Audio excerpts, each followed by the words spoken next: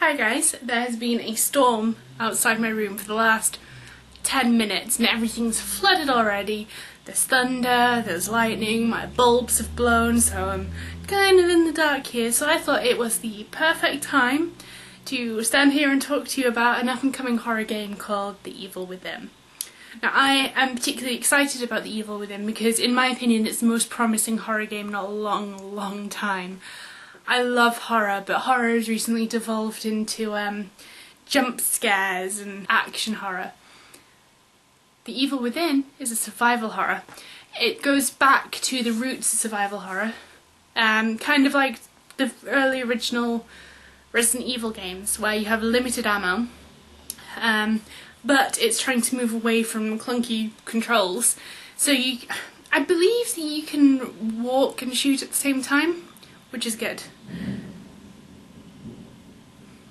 Thunder. If you watch the trailers and stuff online, then you can just kind of feel the atmosphere that they're going for in the game. It's not just dark, it's deep. I mean, the storyline is you're a detective, you're investigating the site of a mass murder, you black out and you wake up and you're hanging with a load of other bodies and you've got to try and escape from this big hulking guy who's going to kill you.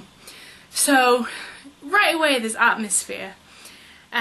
It's kind of like the first time you play Amnesia. You woke up and you didn't know what was going on, and that was kind of original for that time. So The Evil Within is creating you're just in there already. I think an important part of the atmosphere is the way the game is played. So yes, there is a little bit of shooting, but there is also a lot of stealth and avoidance, and there are some chases, and I think the mixture of the two helps the adrenaline because you feel anxious and nervous when you're trying to avoid something, and then you feel a full rush of adrenaline so you're trying to run away.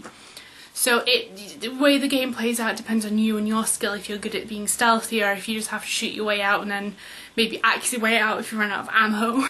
And the fact that you can switch between the two means that you don't get bored because you're just so good at avoiding them. Because I think there are probably some scripted chases, probably. But also you don't get bored of being chased all the time, because in some games when you're constantly being chased, it loses the thrill. Because it's constant. The other thing is that there are going to be some really good graphics on there.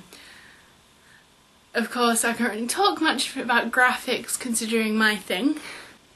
Now, I did mention the storyline before, and it is quite an interesting storyline. I know very little about it, and I know very little about it on purpose, because I want to learn about the storyline as I go along. But I think the fact that you're a detective is a reason why you're staying, because you know sometimes you're playing a horror, watching a horror, reading a horror, and you just think, why don't you just leave? Why? The fact that he has to investigate and it's his responsibility and that he needs to protect people, that I think is a good enough reason. So if you pre-order it, there are some bonuses that you can get. I think you get a shotgun, a medical kit, this green goo that gives you a bonus, a couple of other things, I don't know. So it could be worth pre-ordering. I am going to buy it at some point and stream it. I don't know when. I don't know if I'll have the pre-order booster or anything like that. But we'll see. And I hope if you guys are interested, you'll go watch the trailer, you'll pre-order it, and maybe you'll watch me play it. Who knows? Bye bye.